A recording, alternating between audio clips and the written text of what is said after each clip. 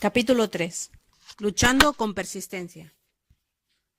Y yo os digo, pedid y se os dará, buscad y hallaréis, llamad y se os abrirá, porque todo aquel que pide, recibe, y el que busca, halla, y al que llama, se le abrirá. Lucas 11, 9 y 10. Hace algunos años, una amiga mía descubrió que su hijo soltero sería padre. Ella ayunó, oró, lloró y leyó la Biblia por varios días.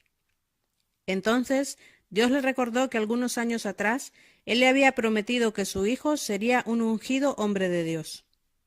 Yo me mantengo todavía en esa promesa, dijo ella a nuestro grupo de intercesoras.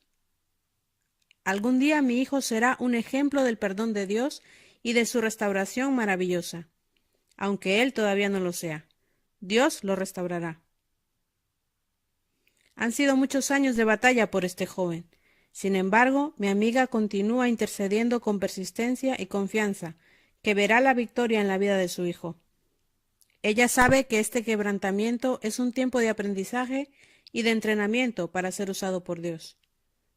La resistencia de su hijo hacia Dios no la desalienta, porque ella está arraigada en las promesas de Dios.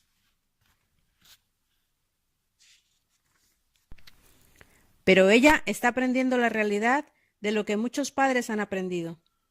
Debemos pagar un precio para ver a nuestros hijos entrando al reino de Dios. No podemos dejar de orar. Jesús enseñó claramente acerca de la importancia de hacer peticiones específicas y de la persistencia en la parábola del hombre que se mantuvo tocando la puerta hasta que su vecino soñoliento se levantó para darle los 3 panes para sus invitados inesperados.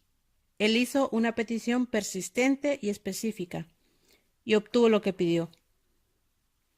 Jesús concluye la parábola diciendo que debemos seguir pidiendo, buscando, llamando, hasta que nuestras oraciones sean contestadas.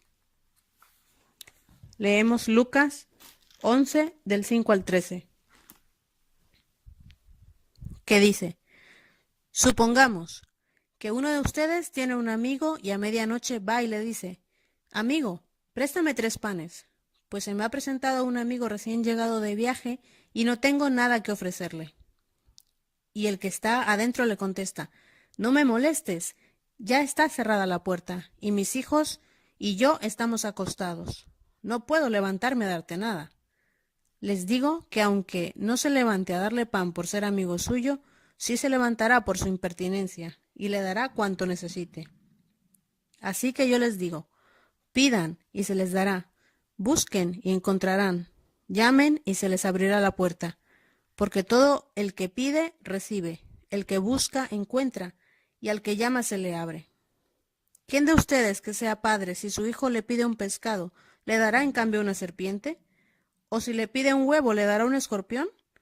Pues si ustedes, aun siendo malos, saben dar cosas buenas a sus hijos, ¿cuánto más el Padre Celestial dará el Espíritu Santo a quienes se lo pidan? Un comentarista bíblico, el pastor Jack Hayford, nos ofrece esta perspectiva. Jesús enseña la persistencia en la oración, junto con un sentido de urgencia y audacia. Él no nos sugiere que debemos vencer la renuencia de Dios en responder a nuestras peticiones, sino que debemos ser diligentes y dedicados en nuestras oraciones. La persistencia es necesaria para nuestro beneficio, no para el de Dios. Es importante que no dejemos de orar por las siguientes razones. Número 1. Para proteger nuestras mentes de los ataques del enemigo que vienen cuando nuestras oraciones no han sido contestadas todavía. Número 2. Para no desalentarnos, sino ser fortalecidos interiormente para caminar en amor. Recuerda que mientras estás orando por los miembros de tu familia y el Espíritu Santo está obrando en sus vidas, el enemigo tratará de traer conflictos y división entre ustedes. Número 3. Para estar alertas de las trampas que el enemigo pueda ponerles a aquellos por los que estamos orando. Persistencia sin evidencias visibles. Examinemos la fe y la persistencia en la oración de uno de los profetas claves de Dios, Elías.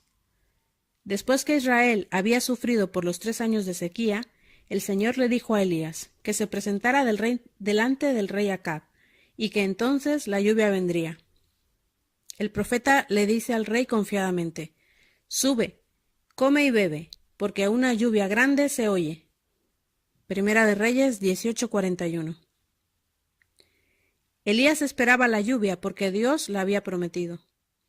Sin embargo, cuando él pronunció estas palabras a Acab, no había ninguna evidencia visible de que la lluvia empaparía la tierra seca. ¿Y qué hizo el profeta?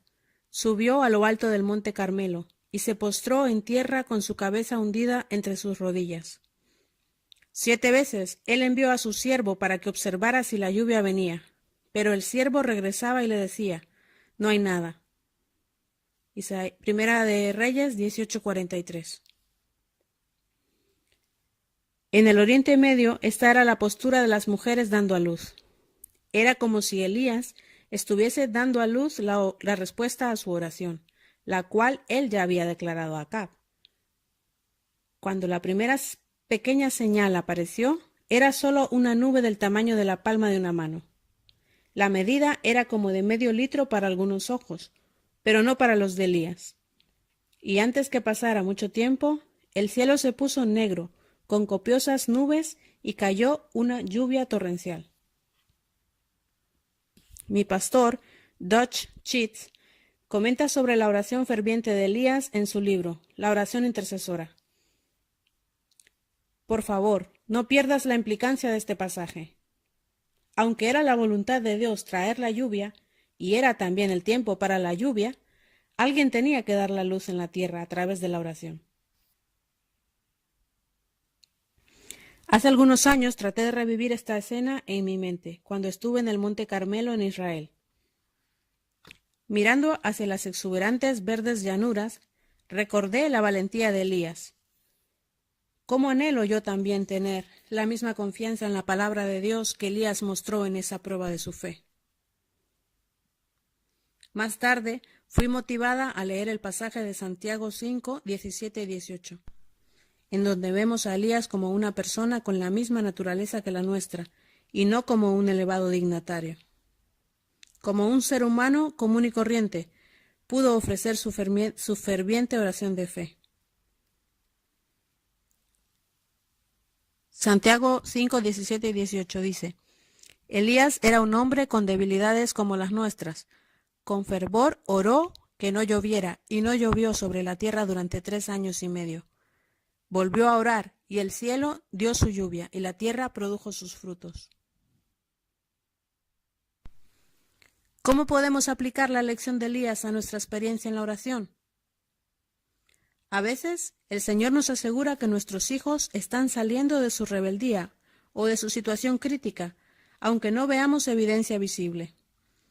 De hecho, las circunstancias pueden lucir peor que nunca, pero ese es el momento de creerle a Dios y permanecer firme en su palabra, y darle gracias desde antes por la oración contestada. Mientras tanto, oramos insistentemente, a veces con dolores de parto, y permitiendo que el Espíritu Santo en nosotros pueda gemir con gemidos indecibles que no le es dado al hombre expresar. Romanos 8:26. Dolores antes del nacimiento. La intercesión se compara al proceso de dar a luz a un hijo. Concepción, gestación, dolores y nacimiento. Tristemente, muchos padres dejan de interceder muy pronto. Alguien dijo una vez: con el tiempo los padres se dejan vencer al dudar que las cosas van a cambiar en la vida de sus hijos. En el último mes de mi primer embarazo, tuve dolores muy fuertes que me hicieron permanecer durante 2 días y 2 noches en un hospital rural en Florida, el cual no tenía el personal suficiente. Ya en la tercera mañana, que era domingo, yo estaba a punto de irme. Empaqué mis cosas y me fui del hospital, pero estando junto a la carretera, en ese momento llegaban Leroy y mi madre, que venían a visitarme. En cuanto bajaron del coche les dije: estoy cansada de estos dolores. Sé que no voy a dar a luz ahora. Llevadme a casa. Pero querida, no puedes darte por vencida ahora, me dijo Leroy. Y guiándome de nuevo hacia el hospital y rogándome, agregó: Regresa al cuarto y aguanta un poco más. El bebé vendrá pronto. Al fin el doctor llegó y decidió inducirme el parto. Todavía recuerdo esos dolores tan intensos. Leroy y mi madre tenían que aguantarme en la cama. Juntos sufrimos, pujamos y nos alentamos en la lucha por el nacimiento de esa bebé. 6 horas después llegó a este mundo nuestra hija Quinet, toda morada y llorando, pero saludable y pesando 8 libras y media. Una lucha tremenda. Pero, ¿qué recompensa tan valiosa tuvimos con el nacimiento de nuestra preciosa hija? El dolor siempre precede al nacimiento y a veces toma mucho tiempo. Revisemos las etapas del nacimiento de un hijo y comparémoslo con el dar a luz en el espíritu a través de la oración. Número 1. Concepción. Esto es cuando tu oración llega a ser una con el deseo de Dios. Número 2. Gestación. Esto es cuando Dios agranda la visión de su plan y tienes la fe para orar por ello. Y número 3. Dolor. Esto es el dolor de la lucha y la fe. Solamente entonces puede acontecer el nacimiento. La lucha de una madre. Mi amiga Audrey aprendió la realidad de este proceso en la crisis que atravesó con su hijo Víctor. Unos días antes de su graduación de la escuela secundaria, él supo que había fracasado en el curso avanzado de inglés y que no se le permitiría participar de la ceremonia de graduación. 3 días después desapareció, dejando la siguiente nota en la ventanilla del auto de Audrey. Mamá, papá, tengo que alejarme. No se preocupen, Víctor. Esto fue algo inesperado, porque Víctor nunca antes nos había causado problemas, me dijo Audrey. Otros miembros de mi familia me han causado sufrimientos, pero yo tenía grandes expectativas que Víctor algún día serviría al Señor con cualquiera de las carreras que escogiera. Todo lo que pude hacer fue clamar al Señor que nos ayudara. Después de buscar a su hijo por donde quiera, al fin Audrey pudo localizar a uno de sus amigos íntimos, a quien le rogó, por favor, si él te llama o supieras algo, no dejes de llamarnos. Esa noche el teléfono sonó. Una voz débil al otro extremo de la línea susurró este mensaje. Mamá, yo estoy bien. E inmediatamente se cortó la conversación, dejando a su madre sin ninguna pista de dónde estaba. Yo tenía una sola alternativa, y lo sabía bien. Audrey añadió, mientras seguía compartiendo su experiencia. Si iba a sobrevivir emocionalmente, tenía que perdonar a Víctor por la desilusión que sentí al no poderse graduar y por abandonar el hogar sin decir adiós. Además, tuve que poner a un lado mi orgullo, mi herida y finalmente mi enojo. De lo contrario, estaría atormentada por lo que me había hecho y seguiría preocupada por saber dónde estaba. Así es que decidí perdonar a Víctor, liberar todos mis sentimientos de amargura, mientras que dedicaba de nuevo mi hijo al cuidado de Dios. Después del periodo de gestación y de simplemente esperar el cumplimiento de las promesas de Dios en cuanto a Víctor, Audrey continuó orando tenazmente, pero al mismo tiempo declarando que su hijo estaba en las manos de Dios. Señor, tú sabes dónde está Víctor, yo no lo sé. Cuídalo, por favor, que encuentre un lugar donde estar, unas sábanas limpias y alimento suficiente. Viendo las cosas en forma diferente. De tiempo en tiempo, y cada vez que Audrey pasaba junto a algún deambulante, oraba por cada uno de ellos. Yo sabía que probablemente mi hijo podría estar en la misma situación, me explicó ella. Toda mi perspectiva de los que se escapan de los hogares viajando sin rumbo fijo cambió radicalmente. Hasta ese día sigo orando por los deambulantes que veo a los lados de las carreteras. 3 meses después de la desaparición de Víctor, Audrey se despertó con el deseo de contactar a uno de sus amigos que trabajaba en una tienda de música en el centro de la ciudad. Ella sintió que su hijo estaba de regreso en el área. Cuando encontró al amigo de su hijo, escribió una nota, la puso en sus manos y le dijo, «Si ves a Víctor, por favor, dale esto». La nota decía, «Víctor, vengo a buscarte el domingo para almorzar, mamá».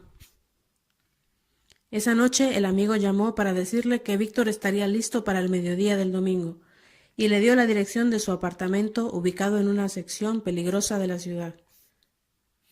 El próximo domingo, después de pedirle a varias amigas que oraran para que pudieran mantenerse fuerte y sin llorar frente a su hijo cuando lo viera, ella se dirigió en su auto hacia el apartamento. Un frágil y delgado joven, que usaba un suéter deshilado, subió silenciosamente al auto y se sentó junto a ella. Habían pasado 94 días que no había visto a su hijo. «Hola, Víctor», dijo ella en forma tranquila. «Hola, mamá, te he extrañado». Esas palabras de Víctor abrieron la puerta para que la relación entre ambos comenzara a restaurarse. Audrey lo recibió con amor y resistió la tentación de abrumarlo con preguntas del por qué se había ido. De nuevo en la mesa de su madre, Víctor devoró el pollo frito preparado por ella. Por unos minutos, sus ojos llenos de lágrimas expresaron su gratitud. Finalmente, cuando pudo hablar, él dijo: «Mamá, esto está muy bueno. Yo quiero que sepas que nunca pasé una noche en que no encontrara un lugar donde quedarme a dormir, que no tuviera sábanas limpias, y siempre tuve algo para comer». ¡Qué maravilloso Dios! El corazón de Audrey saltó de gozo y alabanza al saber que sus oraciones específicas habían sido contestadas. Víctor le dijo que había salido de Carolina del Norte con solo $23 en su bolsillo, haciendo señales a los autos para que lo llevaran hasta Nueva York y desde allí hasta Nuevo México. Avergonzado porque no pudo graduarse en la escuela secundaria, había decidido huir en lugar de enfrentarse a los demás. Ahora había regresado y encontrado un trabajo sencillo. Un largo camino a la restauración. Después de que Víctor se fue, Audrey apeló a su esposo tratando de convencerlo que le permitiera a su hijo regresar al hogar. «Absolutamente no», replicó. «Él escogió abandonar nuestro hogar. Déjalo que ahora escoja su propio lugar». Pero Audrey volvió a invitar a Víctor a almorzar y mientras tanto oraba fervientemente que su esposo se ablandara. Después de 6 semanas, al fin estuvo de acuerdo que Víctor regresara al hogar. Con el ánimo de Audrey, al final pudo adquirir su diploma de la escuela secundaria, continuar en un colegio universitario y más tarde en una escuela vocacional. Lo próximo fue un matrimonio que terminó en divorcio, pero su madre persistente se mantenía orando. Finalmente, a la edad de 28 años, Víctor dedicó su vida a Cristo. Unos años más tarde se casó con una maravillosa joven cristiana de Europa. En la ceremonia nupcial, Audrey se mantenía susurrando agradecida: «Gracias, Señor, gracias, Señor, gracias, Señor». Al hablar acerca de su victoria, Audrey enfatizó la conexión entre el amor y el perdón. «Si amas a tus hijos, a pesar de lo que ellos hagan, tienes que perdonarlos también», dijo ella. «Me engañaría a mí misma si no admitiera que hubieran muchos momentos en los que tuve que perdonar a Víctor después de regresar al hogar. Y sufrí mucho cuando su primer matrimonio fracasó. Al parecer, se mantuvo en el territorio del enemigo por mucho, mucho tiempo. Y yo me mantenía perdonándolo y orando por él todo el tiempo. Pero me siento contenta de haberlo hecho. Gracias a Dios por su fidelidad».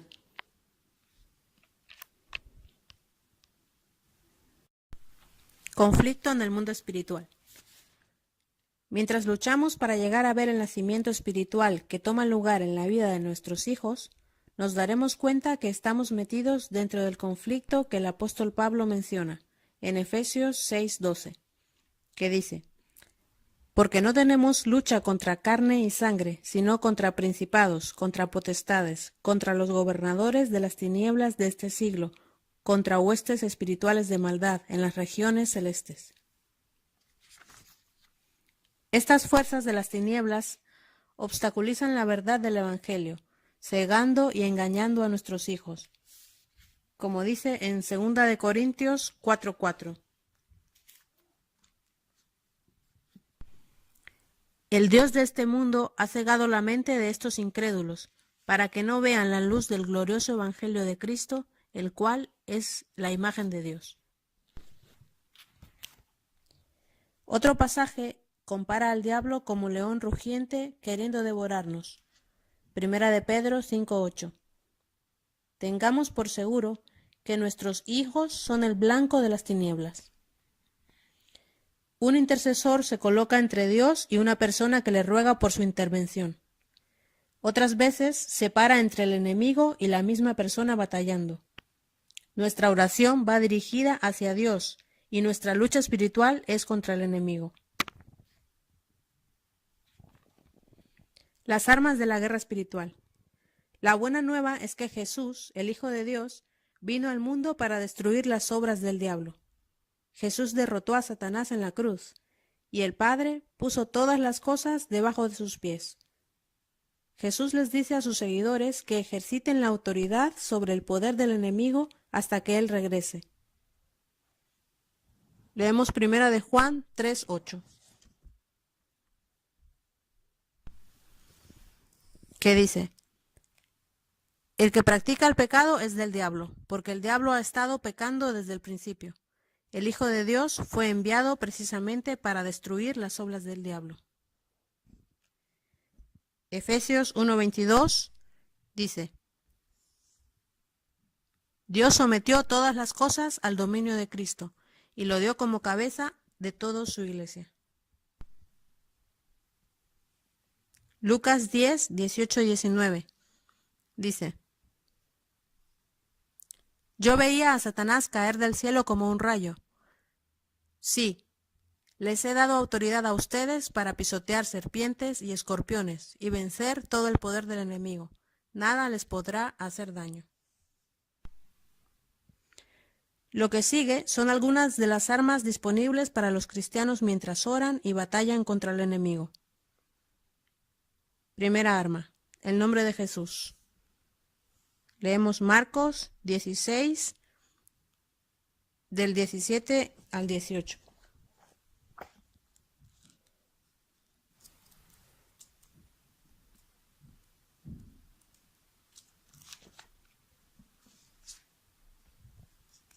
¿Qué dice?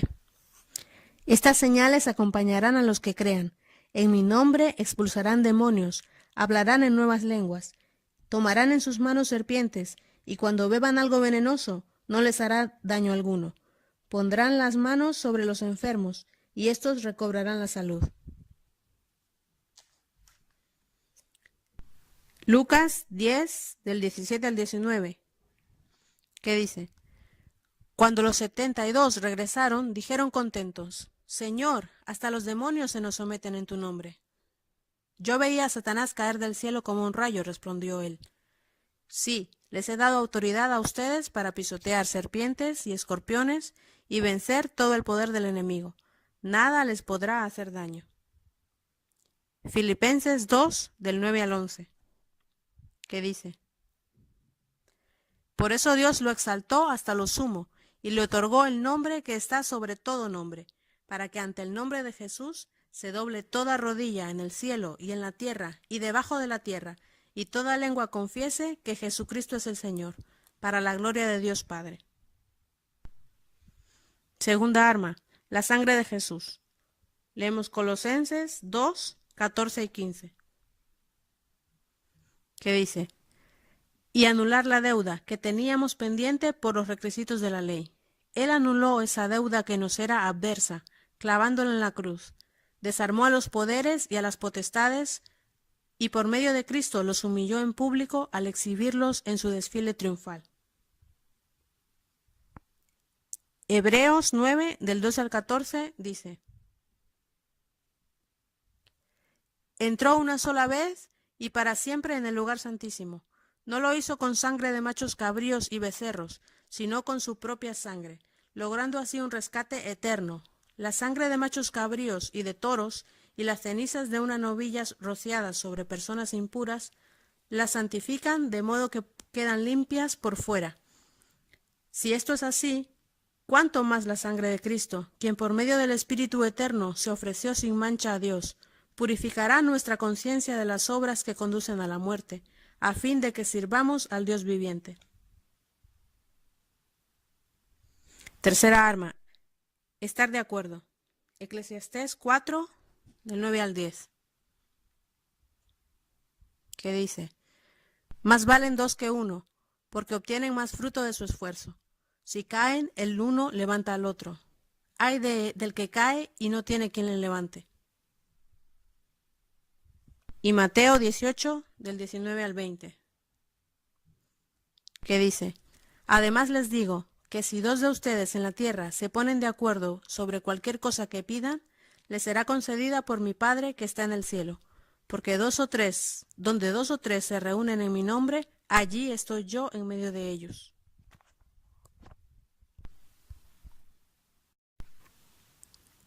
Cuarta arma: atar y desatar. Marcos 3:27, que dice: Ahora bien, nadie puede entrar en la casa de alguien fuerte y arrebatarle sus bienes a menos que primero lo ate. Solo entonces podrá robar su casa. Mateo 16:19, que dice: Te daré las llaves del reino de los cielos. Todo lo que ates en la tierra quedará atado en el cielo, y todo lo que desates en la tierra quedará desatado en el cielo. Quinta arma: ayuno. Leemos Isaías 58:6, que dice: El ayuno que he escogido no es más bien romper las cadenas de injusticia y desatar las correas del yugo, poner en libertad a los oprimidos y romper toda atadura. Mateo 6, del 16 al 18, dice: Cuando ayunen, no pongan cara triste como hacen los hipócritas, que demudan sus rostros para mostrar que están ayunando. Les aseguro que estos ya han obtenido toda su recompensa.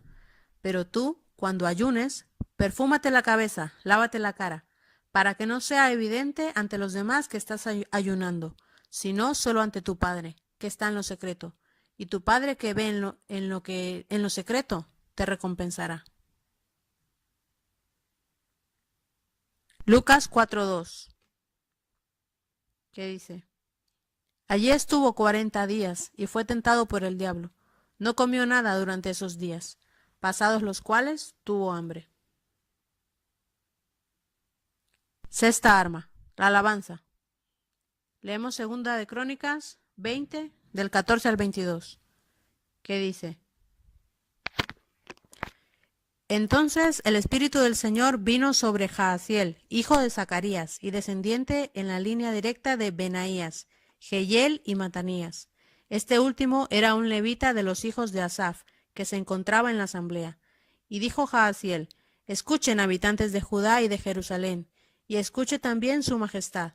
Así dice el Señor: No tengan miedo ni se acobarden cuando vean ese gran ejército, porque la batalla no es de ustedes, sino mía. Mañana, cuando ellos suban por la cuesta de Cis, ustedes saldrán contra ellos y los encontrarán junto al arroyo, frente al desierto de Jeruel. Pero ustedes no tendrán que intervenir en esta batalla. Simplemente quédense quietos en sus puestos, para que vean la salvación que el Señor les dará. Habitantes de Judá y de Jerusalén, no tengan miedo ni se acobarden.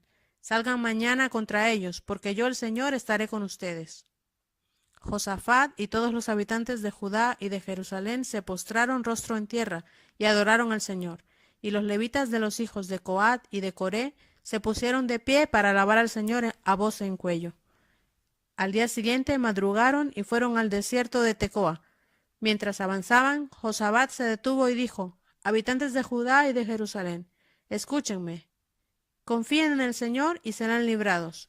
Confíen en sus profetas y tendrán éxito. Después de consultar con el pueblo, Josafat designó a los que irían al frente del ejército para cantar al Señor y alabar el esplendor de su santidad con el cántico: Den gracias al Señor, su gran amor perdura para siempre. Tan pronto como empezaron a entonar este cántico de alabanza, el Señor puso emboscadas contra los amonitas, los moabitas y los del monte de Seir que habían venido contra Judá y los derrotó.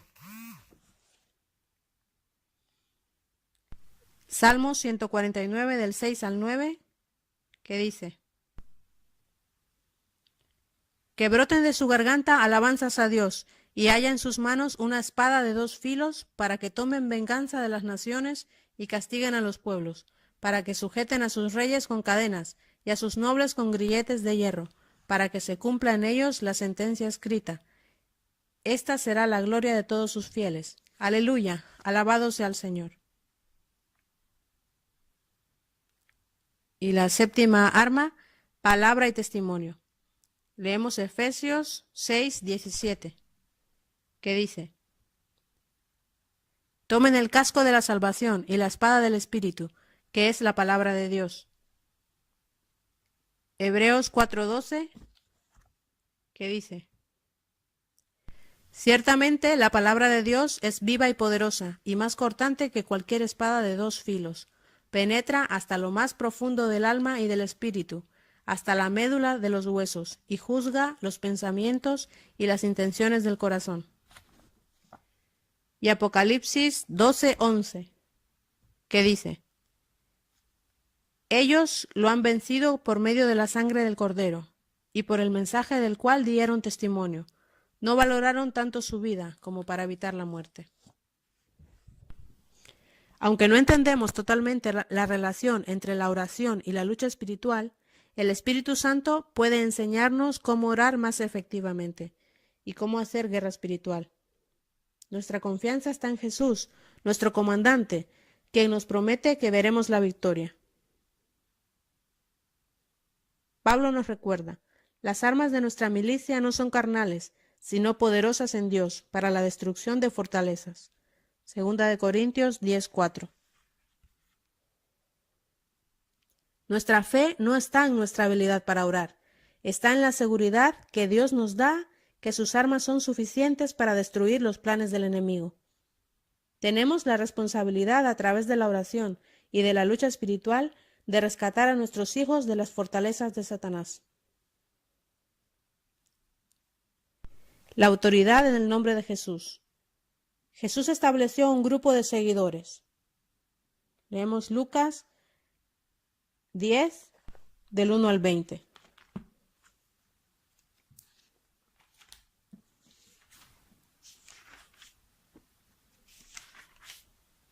Que dice: Después de esto, el Señor escogió a otros 72 para enviarlos de 2 en 2 delante de él a todo pueblo y lugar a donde él pensaba ir. Es abundante la cosecha, les dijo, pero son pocos los obreros. Pídanle, por tanto, al Señor de la cosecha que mande obreros a su campo. Vayan ustedes. Miren que los envío como corderos en medio de lobos. No lleven monedero, ni bolsa, ni sandalias, ni se detengan a saludar a nadie por el camino. Cuando entren a una casa, digan primero: paz a esta casa. Si hay alguien digno de paz, gozará de ella, y si no, la bendición no se cumplirá. Quédense en esa casa y coman y beban de lo que ellos tengan, porque el trabajador tiene derecho a su sueldo. No anden de casa en casa. Cuando entren en un pueblo y los reciban, coman lo que les sirvan, sanen a los enfermos que encuentren allí y díganles: el reino de Dios ya está cerca de ustedes. Pero cuando entren en un pueblo donde no los reciban, salgan a las plazas y digan: aún el polvo de este pueblo, que se nos ha pegado a los pies, nos lo sacudimos en protesta contra ustedes. Que tengan por seguro que ya está cerca el reino de Dios. Les digo que aquel día será más tolerable el castigo para Sodoma que para este pueblo.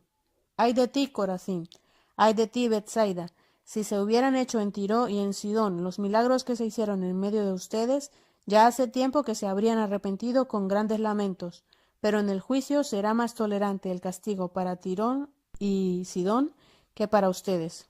¿Y tú, Capernaum, acaso serás levantada hasta el cielo? No, sino que descenderás hasta el abismo.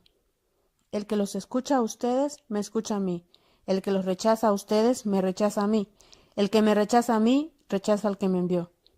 Cuando los 72 regresaron, dijeron contentos: Señor, hasta los demonios se nos someten en tu nombre. Yo veía a Satanás caer del cielo como un rayo, respondió él. Sí, les he dado autoridad a ustedes para pisotear serpientes y escorpiones y vencer todo el poder del enemigo. Nada les podrá hacer daño. Sin embargo, no se alegren de que puedan someter a los espíritus, sino alégrense de que sus nombres están escritos en el cielo.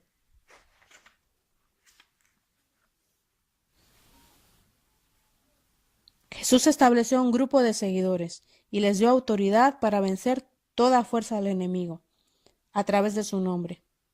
El nombre de Jesús no es simplemente un nombre mágico. Cuando estamos en una relación correcta con Él, tenemos autoridad para usar su nombre como el arma que vence el poder de las obras del maligno. Paul Wilheimer escribió su propia experiencia con esta arma. Muchos creyentes han sido tan dominados y esclavizados por Satanás, por la teología que afirma que Satanás tiene poder y es invencible, que como yo también no se atrevían a hablarle directamente, ni aun en el nombre de Jesús. La exhortación de Santiago para resistir me anima a enfrentarme a ese león rugiente. Cuando reuní suficiente valentía para hablarle directamente en el nombre de Jesús, me sorprendí al sentir que inmediatamente recibía liberación. Nuestra resistencia por sí misma no es la causa por la que Satanás huye. Él huye por el poder de Jesús, que es nuestro a través de la oración. El maestro de la Biblia, Dean Sherman, nos recuerda: la autoridad se completa en el hombre mientras el hombre esté en relación con Dios a través de Jesucristo. Con nuestra autoridad viene la responsabilidad de usarla para el propósito de Dios. Si no reprendemos al diablo, él no será reprendido. Si no lo echamos fuera, él no saldrá. Esto nos toca a nosotros. Satanás sabe de nuestra autoridad, pero espera que nosotros lo ignoremos. Debemos estar convencidos de nuestra autoridad, así como él lo está. La sangre de Jesús venció al enemigo. Cuando Israel se estaba preparando para salir de Egipto, Moisés dio instrucciones a cada familia de sacrificar un cordero. Ellos rociaron la sangre en los dinteles de las puertas para ser liberados cuando el ángel de la muerte pasara sobre ellos. Éxodo 12, del 1 al 13. A través de esta liberación milagrosa de la nación de Israel, Dios estableció la celebración de la Pascua. El derramamiento de la sangre del cordero en Egipto fue el acto precursor del sacrificio de Cristo, el Cordero de Dios, quien derramó su sangre en la cruz y venció a Satanás. Para vencer a este enemigo, la Escritura nos dice que Cristo, despojando a los principados y a las potestades, los exhibió públicamente, triunfando sobre ellos en la cruz. Colosenses 2:15. Podemos usar la sangre de Jesús como un arma al declarar que la obra de la cruz destruyó el poder de Satanás. Dios levantó a su Hijo de los muertos, lo exaltó por encima de todos los gobernadores de las tinieblas y puso a los emisarios de Satanás bajo los pies de Cristo. Efesios 1:19 al 22. Le podemos recordar al enemigo que la sangre de Jesús no solamente compró nuestra salvación, sino selló su derrota total. Arthur Matthews, autor de Nacidos para la Batalla, escribió: bendecido es el intercesor que conoce cómo usar el poder de la sangre en la lucha espiritual. Una madre que conozco usó esta arma de lucha espiritual cuando su hijo se rebeló. Él había servido al Señor por muchos años, pero se rebeló cuando comenzó a tener malas compañías. Entonces decidió irse de la casa, y ella no sabía dónde estaba. Como parte de la estrategia estaba el ir a su cuarto, que en ese momento estaba vacío, y decir al enemigo: mi hijo está cubierto con la sangre de Jesús, y tu plan de mantenerlo en tu reino de tinieblas no se logrará. Yo declaro que la sangre de Jesús destruye tu plan, Satanás, porque él se arrepentirá y regresará a Dios. Por 3 años su hijo se mantuvo insolente, pero hoy no solamente está sirviendo al Señor, sino que ha sacado a miles de jóvenes de su rebeldía y los ha entrenado para ganar a otros para Cristo. De acuerdo en la estrategia. La oración efectiva es aquella que está de acuerdo con la palabra de Dios y es guiada por el Espíritu Santo. Es por eso que enfatizo la importancia de esperar la dirección del Espíritu Santo. Nosotros los humanos somos vulnerables a caer en las oraciones manipuladoras que sirven solamente a nuestros deseos egoístas. Pero cuando nos sumergimos en la palabra de Dios y le pedimos al Señor que nos muestre cómo orar en una situación específica, Él nos ayuda a ver el problema desde su perspectiva. Jesús prometió: si dos de vosotros se pusieren de acuerdo en la tierra acerca de cualquier cosa que pidieren, les será hecho por mi Padre que está en los cielos. Porque donde están 2 o 3 congregados en mi nombre, ahí estoy yo en medio de ellos. Mateo 18, 19 y 20. Cuando oramos de acuerdo con la voluntad de Dios y tenemos un compañero de oración que está de acuerdo con nosotros, la fuerza de la oración se aumenta. Además, estamos siendo fortalecidos en nuestra fe. El próximo capítulo explica cómo orar de acuerdo. Atando la obra del enemigo. Nosotros no tenemos poder sobre la voluntad de otra persona, pero sí tenemos el poder legal de Jesús para venir en contra de las fuerzas satánicas o de los poderes que ciegan a las personas para que no reciban la verdad. Jesús dijo que todo lo que atemos en la tierra será atado en los cielos, y que todo lo que desatemos en la tierra será desatado en los cielos. Mateo 16 y 19. Este principio está ilustrado por el caso de la madre y los abuelos de la joven que abandonó el hogar. Ellos decidieron entrar en la lucha espiritual cada tarde a favor de la muchacha. Recuerden que nuestra lucha espiritual no puede vencer el poder de la voluntad de Cynthia, les dijo su pastor. Sin embargo, aten el poder de las fuerzas de maldad que están afectando su voluntad y que no le permiten ver la verdad y tomar las decisiones libremente. Cada día ellos declaraban en alta voz: «Diablo y espíritu engañador, que estás buscando arrastrar y destruir nuestra hija Cynthia, te atamos en el nombre de Jesús. Nosotros estamos sentados con Cristo en la autoridad espiritual y te decimos que quites tus manos de la vida de Cynthia. Deja libre su voluntad para que ella pueda aceptar a Jesucristo como Señor, Salvador y Libertador». Segunda de Timoteo 2, 25 y 26. Entonces oraron: «Espíritu Santo de Dios, saca a nuestra hija del campamento del enemigo. Revélale tu amor. Gracias, Señor, por colocar un escudo de protección alrededor de ella». Después de unas semanas de orar de esta forma, la joven regresó a casa. Una de las primeras cosas que dijo a su madre fue lo siguiente: «Háblame más de Jesús». Hoy ella está caminando con él. Beneficios del ayuno. El ayuno, abstenerse de alimentos, unido a la oración, puede proveer varios resultados: dirección de Dios, un caminar más cercano con el Señor, la humillación de uno mismo, sanidad y respuesta a las oraciones. Debido a diferentes condiciones médicas, algunas personas no pueden dejar de comer completamente. Algunos ayunan tomando jugos o líquidos solamente. Otros dejan de comer una de las comidas o varias durante el día. Algunos ayunan ciertas clases de alimentos. Debemos preguntarle a Dios por dirección para saber cuándo entrar en un periodo de ayuno. Pero es importante separar un tiempo para que Dios nos hable a través de su palabra, así como cuando oramos esperando en Él. En su libro El ayuno escogido, el autor Arthur Wallis declara: «No debemos pensar en el ayuno como si fuera una huelga de hambre diseñada para forzar la mano de Dios para salirnos con la nuestra. Sin embargo, la oración es mucho más compleja que simplemente pedir al Padre amoroso que nos supla las necesidades de sus hijos. La oración es guerra espiritual. La oración es batalla. Hay muchas fuerzas que se oponen. Hay fuertes corrientes que vencer».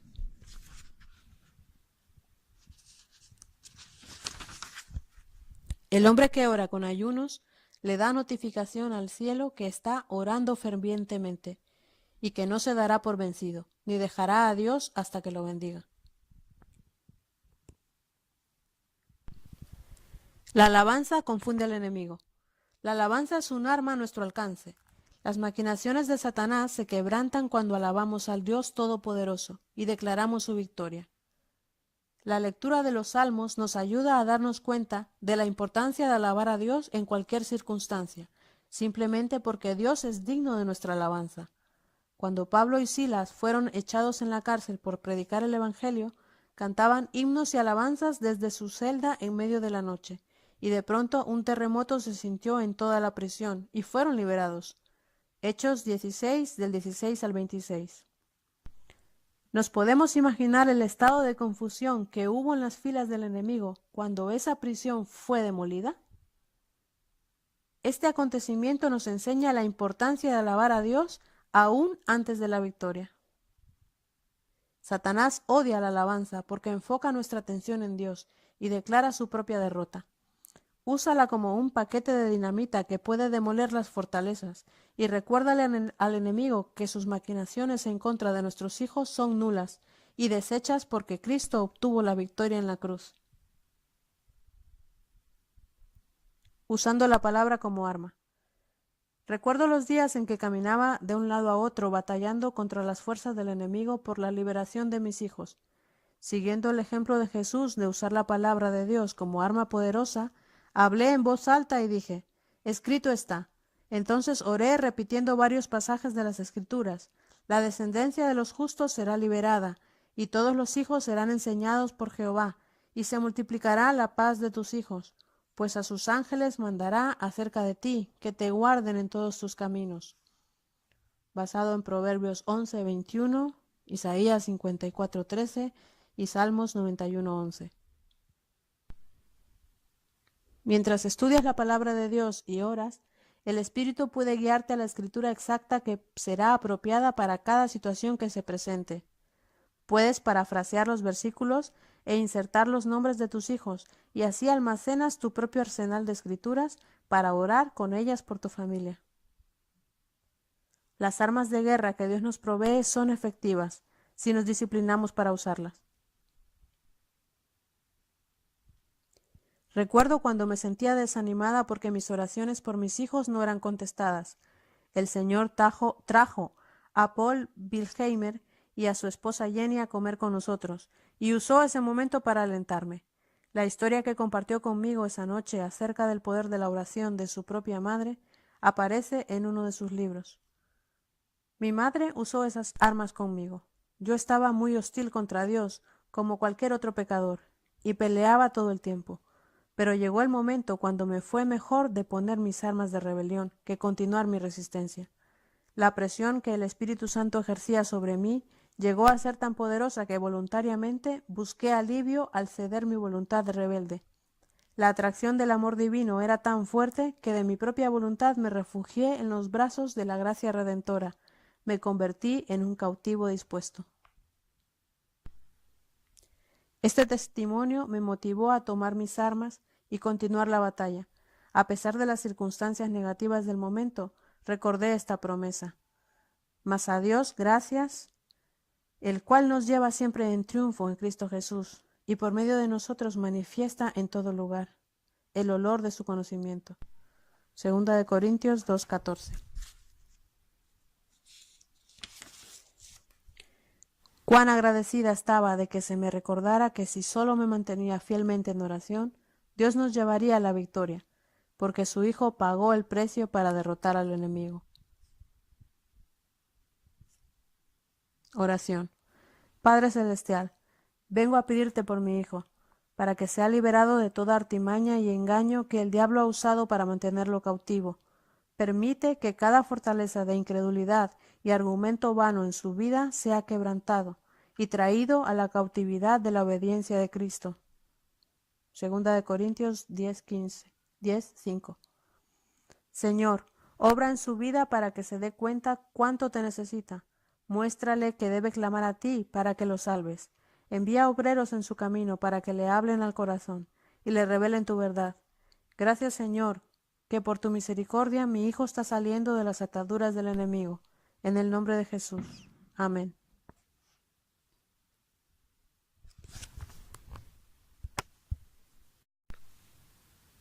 Pensamientos para meditar.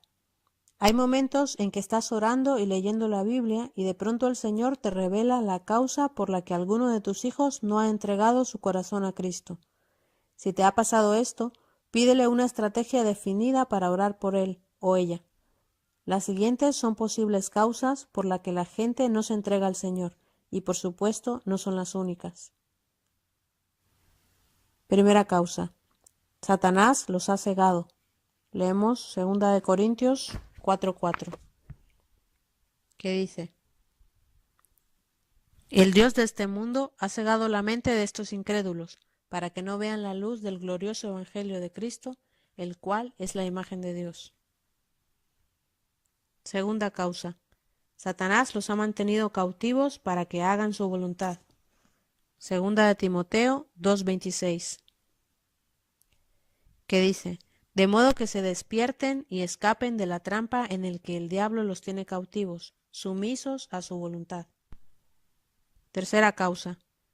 Los afanes, el engaño y las riquezas del mundo ahogan la palabra de Dios. Leemos Marcos 4:19, que dice: Pero las preocupaciones de esta vida, el engaño de las riquezas y muchos otros malos deseos entran hasta ahogar la palabra, de modo que ésta no llega a dar fruto. Cuarta causa, falta de perdón, mencionado en 2 Corintios 2:10 y 11, que dice: A quienes ustedes perdonen, yo también lo perdono.